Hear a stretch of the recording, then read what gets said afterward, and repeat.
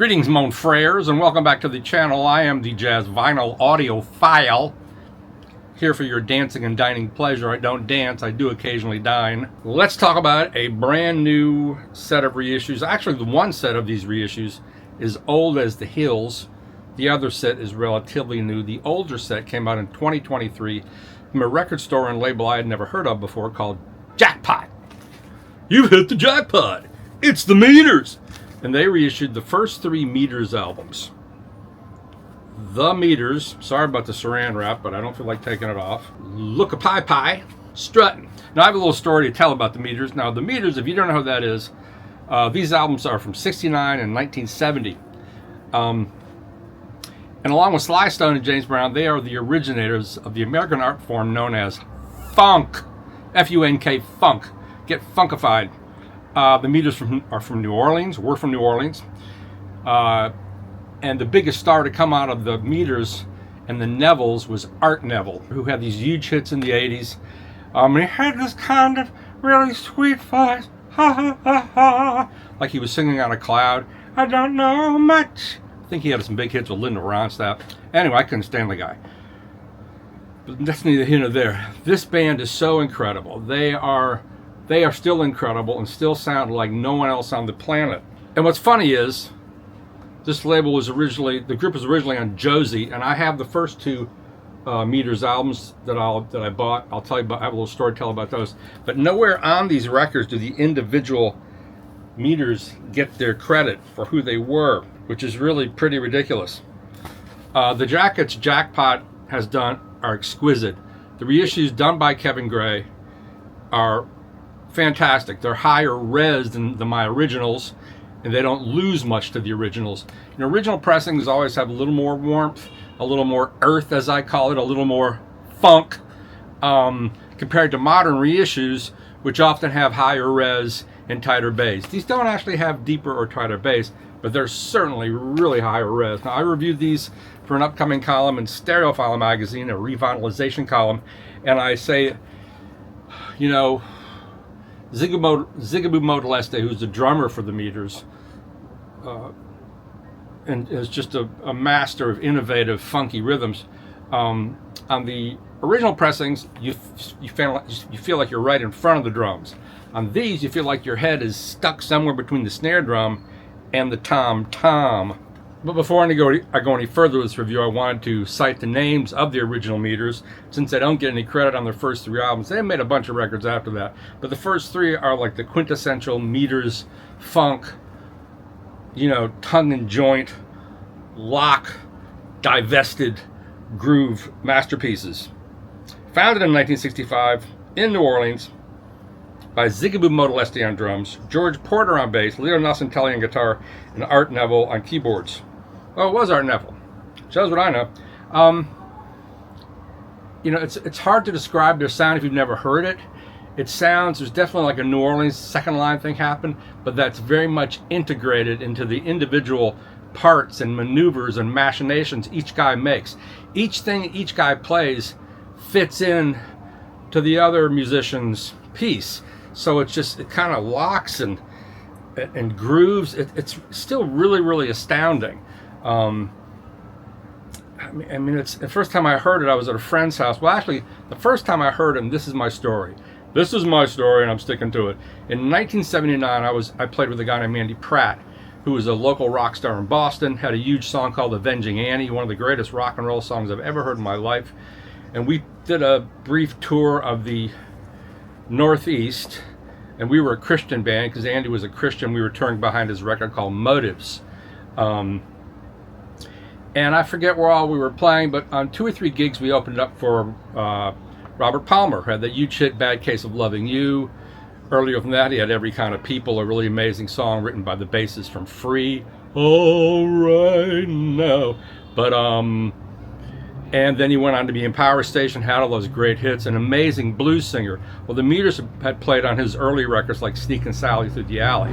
And had I heard those records? Yeah, I had heard those records at a friend's house, but I didn't really check out the band members. So we're opening up for Robert Palmer in, I forget which town, and we did our sound check. Robert Palmer wanted to play my drums, which was cool. He played it for a little bit. and they did their sound check, and I was going to watch because I was a huge Robert Palmer fan. And when they started playing his band, I was just floored. I had never heard a wall of groove like that. I haven't ever heard anything like that since. It was just so massive and heavy in a way, but still very light and super funky and danceable. Well, that was definitely Leo Nocentelli and George Porter of the Meters on the front line. The drummer was Donnie Wynn. Robert Palmer was a regular drummer. Because in my mind's eye, I'm looking at Leo Nocentelli, and I was just like, who the heck are these guys? I was just shocked. And after the tour was over, I went back to North Carolina, and a friend of mine had the Meters record. Now, my friend, he's one of my great friends I've lost touch with. His mother was a famous writer in North Carolina named Dot Jackson. She wrote for the Charlotte Observer, and my friend Fred was one of the smartest people I ever met.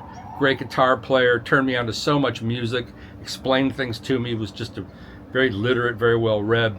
And he turned me on to the Meters. So when I got back to North Carolina, we played in a wedding band together, Fred and myself.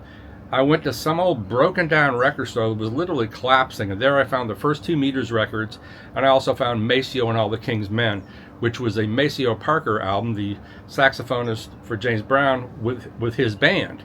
And that was pretty amazing too. And so I was very happy to see Jackpot reissue these records because they are just super funky. Now, they're primarily instrumental, the first 2 records, the Meters and Look-a-Pie-Pie. Even that phrase, Look-a-Pie-Pie, that's very, it sounds like New Orleans. I mean, their music is just got the gumbo in it. It's got the funk. It's got the filth. It's got the grit. It sounds like nothing else. And it's all usually medium tempo. And it just, you could crack your neck dancing to their music because it's just so deep and planted in the earth and funky and free at the same time. So the first 2 are the ones that are really worth getting. And like I said, the sound is pretty great. They all have different shades of colored vinyl. Cut from the original analog master tapes by Kevin Gray at Coherent. I'm not sure where this stuff is pressed at, but the covers are perfect. I have my originals here somewhere, which I very infrequently play, because once you hear the Meters, that stuff is stuck in your brain. The 3rd record, Struttin', is also very good, but things are a little bit straighter, and I believe there's some more vocal things going on. All produced by Alan Toussaint and Marshall Sehorn. Recorded at Alan Toussaint's studio. I think they were also recorded in Georgia. But, go on Spotify, check it out. You'll be glad you did. Part 2, let's talk about the ongoing original jazz classic series from Kraft, which came out, I believe they started in 1984. And it's funny because there was, vinyl had a different series of companies like, what was it, CTI, Atlantic did the Nice Price, Original Jazz Classics, which was owned by Prestige at the time. I don't know who owned Original Jazz Classics, but it reissued Prestige, Jazzland, Riverside, Debut. It did different jazz labels, and it did them really cheap, anywhere from like $3.98 a record up to like $8.98. And quality was always really good, even though back then you weren't so concerned about the quality. You were concerned about the quality, but not like now, where everybody is, where were they made? Where were they pressed? Who did the work? And all this stuff. It would just become kind of a fanatic kind of thing. But you could find them, and they were cheap, and they were really, really plentiful. Then later on, you could find them on cassette, and that was really great. And but near the end of the OJC series, they became digital, and the sound really did take a big hit. But this new series of OJCs by Kraft, AAA lacquers cut from the original master tapes by Kevin Gray at Coherent Audio, pressed on 180 gram at RTI. What more can you want? That's all the bywords, right? Those are all the things you want. Kevin Gray, RTI, Coherent, AAA lacquers. Yeah. And these cover, the covers are beautifully done. There's the Miles Quintet without Cannonball. The latest, introducing Lee Morgan. Red Garland's Groovy.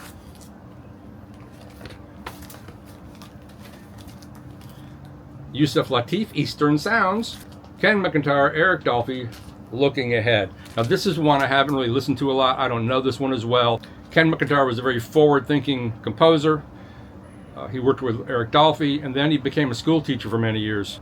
And it's a little bit of an acquired taste. These are the originals of these get very, very pricey. He made 2 or 3 records. 2, I think, for Prestige and 1 for some other labels, from another label, and they get really, really pricey. So I'm sure fans of this are happy to see this.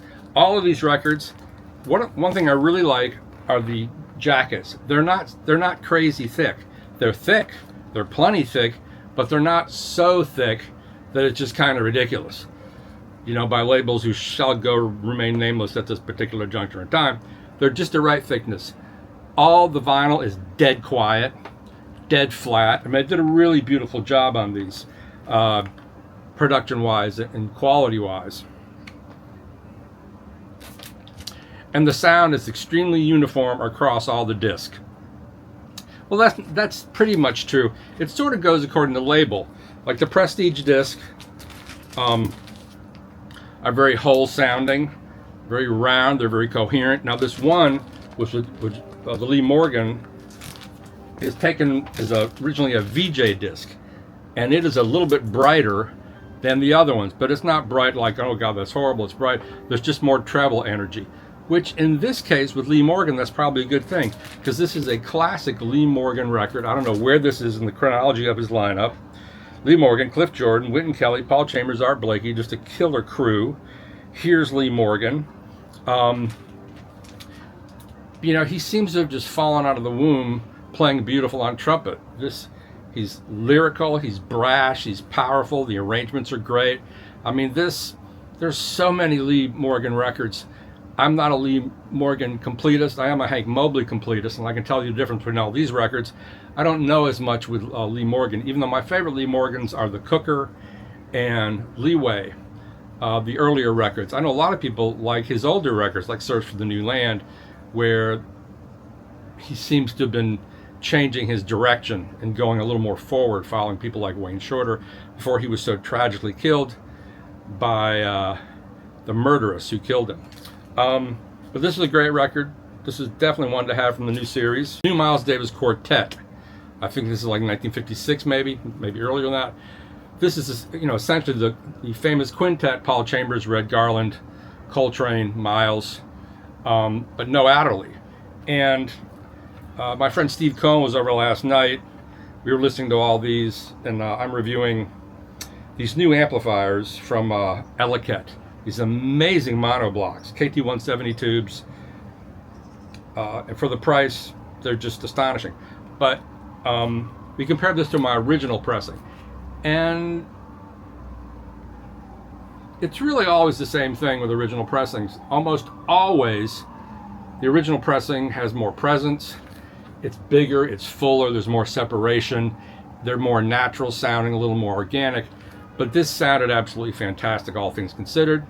And it's also interesting because everybody's performance on this record is sort of muted, except for Coltrane. When Coltrane comes in, it's Coltrane, you know. I think Coltrane hasn't yet quit the junk, but he's still incredible. But everything else is it's sort of a sedate record. It's Miles still finding his direction for his group. Philly Joe Jones, of course, Just Squeeze Me, There Is No Greater Love, How Am I to Know, Sposin', The Theme, Stablemates. Not quite up to the standards of the, you know, relaxing, cooking, working, steaming, which are, you know, some of the greatest records in all of jazz. Still a really solid record, and really shows the Miles' different direction. He had so many directions, and he was so versatile, and solid recording. Red Garland Trio, Groovy, with Paul Chambers and Art Taylor. You know, an amazing, amazing lineup. I asked, once when I interviewed Roy Haynes, I was asking him something about Paul Chambers, and he said everybody wanted to be Paul Chambers because he was such a master. And you can really hear it on this record. You can hear it on all these trio records with Red Garland. You know, Red Garland was so great. he could just phone it in. And on some of his records, on Prestige, he does just sort of phone it in. My favorite trio of record of his is Red and Bluesville. That's just really dynamic and fun. And he's always brilliant. He always plays these beautiful chords and has beautiful ideas. He's just a master, which is why Miles brought him on. And not many of his records have been given the full reissue treatment, even though he made a lot of records. Even on the back here, there's Red Garland's Piano, a Garland of Red. There's so many of them. But if you're a piano trio fan, very beautiful, very lush, exquisite playing, great sound. Can't go wrong with this one. Eastern Sounds, Yusef Lateef. You know, what did I read recently? I don't think it was Ascension, the book that was written about Coltrane's Ascension. I'm reading at the moment Valerie Wilmer, As Serious as Your Life. I believe that's the title. She wrote it in 72 or 77 about all the great free jazz artists. And she talks about how Coltrane and Yusef Lateef would hang out all the time. And Lateef really introduced Coltrane to all these, you know, essentially Eastern sounds. Yusef plays tenor sax, oboe, and flute here. Barry Harris, Ernie Farrow, Lex Humphreys on drums. This is a very unusual record. Different melodically, the arrangements, there's kind of a drone thing going on. It's not a happy-go-lucky swinging record. It's deeper than that. It's a little more of an acquired taste, as are all of his early records, because he's really searching. He's doing something no one else is doing in his search of Eastern sounds, Middle Eastern sounds, and that really tweaked Coltrane's ears. So in saying that this is more of a acquired taste compared to Red Garland's Groovy, which is easy to get, or the Miles Davis record, I guess the most accessible of these releases is the Lee Morgan record. Lee Morgan is always, you know, if somebody comes to the Jazz Record Center and they're looking for new records, if they're a newbie, if they have 5 records that they want to, that I should recommend for them, I always get them a Lee Morgan record. Usually get them a Hank Mobley record, a Charles Mingus record, maybe a Louis Armstrong record. But Lee Morgan is just such an inviting personality. And this record, this new reissue from Kraft, is fantastic. As I said, all these sound great. The pressings are flat, and I love the jackets. They all come in very nice Kraft poly sleeves. This was on Moodsville. I wish they would do a whole series on Moodsville, which are some beautiful, moody records. Anyway, thanks for watching. Try to enjoy your life here in our country, slowly going the way of the dirigible and the Soviet Union. Goodbye.